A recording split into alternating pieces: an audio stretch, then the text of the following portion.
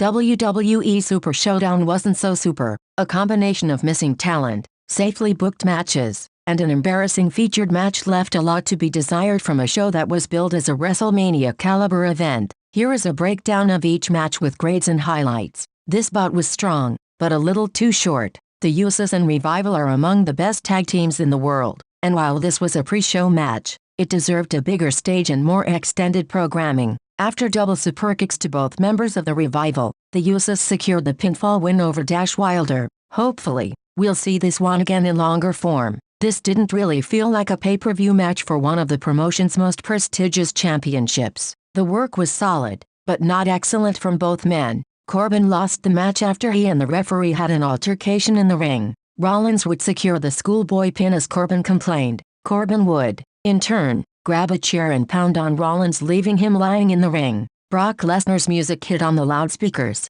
The Beast made his way to the ring with Paul Heyman carrying the Money in the Bank briefcase. It looked as if he was going to cash in, but Heyman tripped as he climbed into the ring. The stumble alerted Rollins, who hit Lesnar with a low blow to gain the upper hand. He would then blast Lesnar with several chair shots before leaving with his title. The ending created some intrigue for the remainder of the show, but the overall segment wasn't spectacular. Baylor Andrade was especially disappointing because of the caliber of the in-ring performers. The envelope was not pushed when it came to booking. The only thing I'll remember about this match is that Baylor's demon entrance was pretty cool, and he kicked out of Andrade's hammerlock DDT. The potential was there for a great showing. This isn't the kind of IC title match you'd see at major pay-per-view. Through 3 matches, this was the best of the small bunch. Don't get me wrong, it wasn't exceptional. It just had enough solid and unpredictable action to be entertaining. Shane would win after he inadvertently took out referee Charles Robinson. Lil Nate was blinded, which allowed Drew McIntyre to hit Reigns with the Claymore.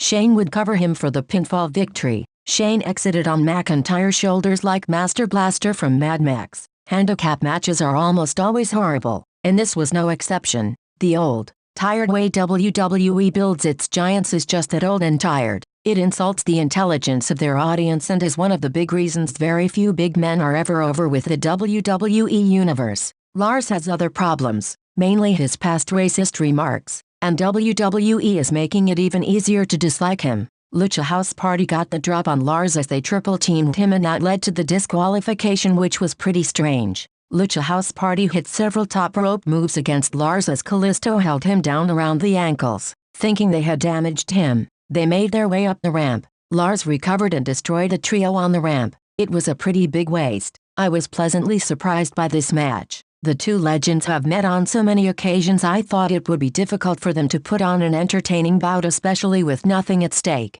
I was wrong. It began slowly, as they isolated their offense to a specific limb. Gradually, it built into the first match of the evening that actually felt like it belonged on a pay-per-view. Orton shook off a pedigree, and it took 2 RKOs to death featuring Triple H. The crowd was alive for this match, and the master storytellers didn't lay an egg in the middle of the card. This was yet another surprisingly entertaining bout. Overall, the pushes for both Strowman and Lashley were badly fumbled, but this match was booked about as well as possible for 2 large powerhouses. Strowman got an opportunity to show his athleticism. He hit a leapfrog over Lashley after an Irish whip, and there were several high-impact moves. Lashley did show some great offense, but Strowman took the pinfall. It was the right booking, but Lashley shouldn't be made to fade deeper into the mid-card. Here is yet another matchup that could have been great, but was booked too safely. Both Kofi and Dolph are among the best in-ring performers in the company, but their match on Friday looked more like a mediocre affair on SmackDown.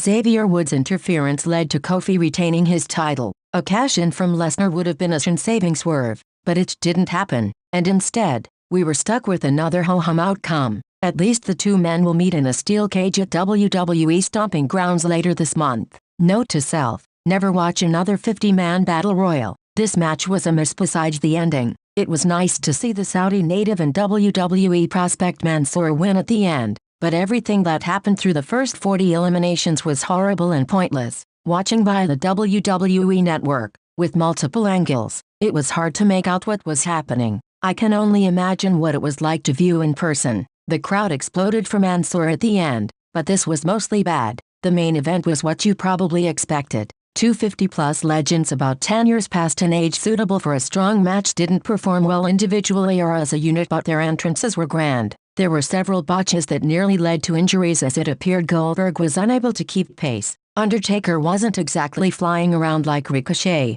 but he appeared to be doing his best to carry Goldberg throughout. We saw sloppy trick slams, including the one that ended the match, a failed jackhammer and a dangerous tombstone. It was pretty bad. Goldberg lacerated his own forehead before he'd even reached the ring. It was likely from his dressing room routine of crashing his head against the door. In the match, a trip into the turnbuckles made the cut much worse. As great as both men have been in their careers, this was sad to watch. Clearly, this wasn't one of WWE's best shows, as it had only a couple bright spots the entire evening.